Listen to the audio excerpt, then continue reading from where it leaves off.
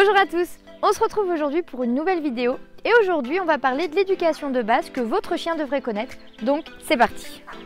L'éducation de base que votre chien devrait connaître, globalement c'est lui apprendre à marcher en laisse sans tirer, à vous attendre, à s'asseoir ou à se coucher et à revenir au rappel.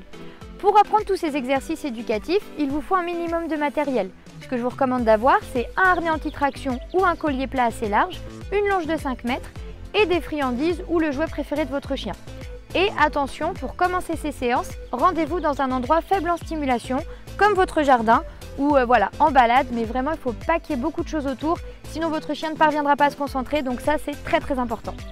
On commence tout de suite par la première étape, le suivi naturel.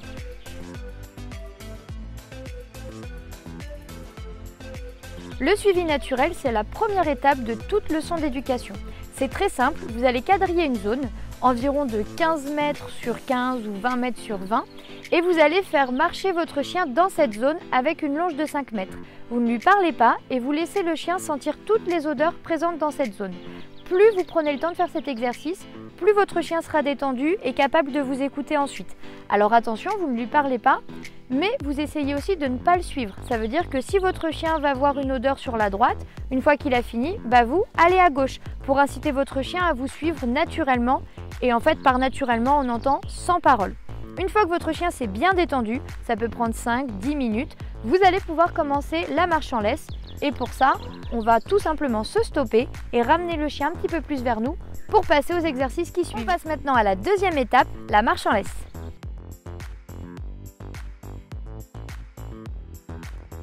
Ce qui est important, c'est de travailler 6 exercices. Il y a la ligne droite, le stop, les virages à droite et à gauche, les 360 dans un sens et dans l'autre, le statique et les changements d'allure. En fait, votre chien doit apprendre à vous suivre sur ces 6 exercices pour finalement apprendre à vous suivre à peu près tout le temps.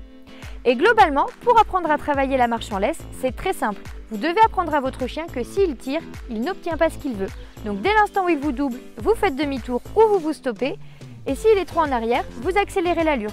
Et aidez-vous de jouets, de friandises ou même de votre attitude pour vraiment permettre à votre chien de comprendre que vous suivre et vous regarder, c'est ce qui est bon pour lui.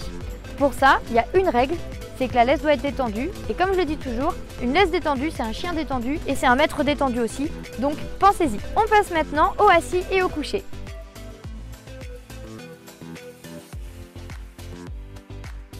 Apprendre à votre chien à s'asseoir ou à se coucher, c'est important. Je vous donne un exemple tout bête. Vous êtes dans la rue, vous croisez quelqu'un, vous demandez à votre chien de s'asseoir, il se pose, il attend, donc il ne saute pas sur l'invité ou sur la personne. Et là, vous pouvez vous rentrer en contact avec un humain. Ça, c'est vraiment important pour ce type d'exercice, mais il y a plein d'autres situations où quand votre chien sait s'asseoir et se coucher, c'est vraiment très pratique.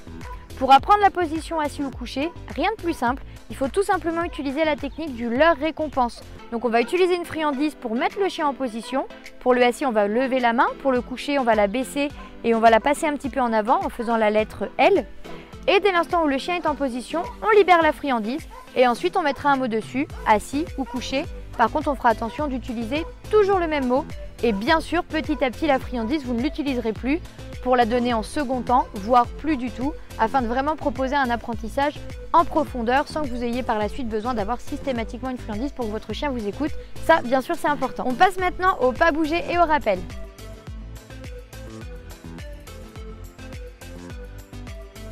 Alors le pas bouger, ça va être important quand tout simplement vous voulez sécuriser la descente de voiture. Vous ouvrez le coffre, pas bouger et votre chien peut descendre. Évidemment, si vous le faites quand il y a une route ou quoi que ce soit, si votre chien ne maîtrise pas cet exercice, ça peut être très dangereux. Pour apprendre le pas bouger, vous allez déjà commencer par apprendre à votre chien la position assise et couchée. Ensuite, vous allez instaurer le mot pas bouger, d'abord en restant à côté du chien, pour ensuite pouvoir travailler à distance en ayant une posture bien droite, la main devant et une intonation plutôt grave. Plus vous allez travailler l'exercice, plus vous allez le compliquer en augmentant la durée, la distance et les distractions autour de l'exercice. Et pour finir, n'oubliez pas d'alterner du pas bouger où vous revenez vers le chien et du pas bouger où c'est votre chien qui revient à vous en le rappelant. Et donc pour le rappel, on prend une position accroupie, on appelle très gentiment et quand notre chien revient, on félicite toujours, ça c'est essentiel. Ce sera exactement la même chose pour le rappel en balade. Et pour terminer, chaque leçon d'éducation, il y a des règles à respecter et notamment quand vous avez fini la leçon, qui ne dure pas 1 heure. Un chien, vous le faites travailler 10, 15 minutes, 20 minutes, ça suffit largement. Et vous finirez toujours votre leçon par un moment de jeu. Soit du jeu avec des jouets, soit du jeu avec des friandises que vous cachez au sol, soit du jeu avec tout simplement votre attitude, ou encore mieux, une petite balade où vous allez continuer de renforcer un petit peu le rappel et le suivi naturel qu'on aura vu pendant la leçon.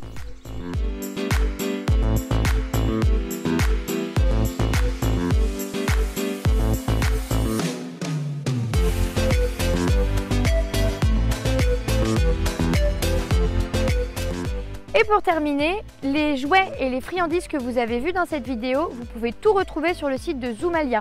Petit point sur les friandises, c'est du poulet séché et je vous assure, elles sont vraiment top parce qu'en fait, plus vous utilisez une friandise appétante pour votre chien, plus il est motivé à vous écouter, donc plus il apprend vite et plus c'est positif, donc plus c'est rapide en fait. Donc là, clairement, je vous invite à aller voir ou en tout cas à investir dans des friandises et des jouets qui plaisent vraiment à votre chien.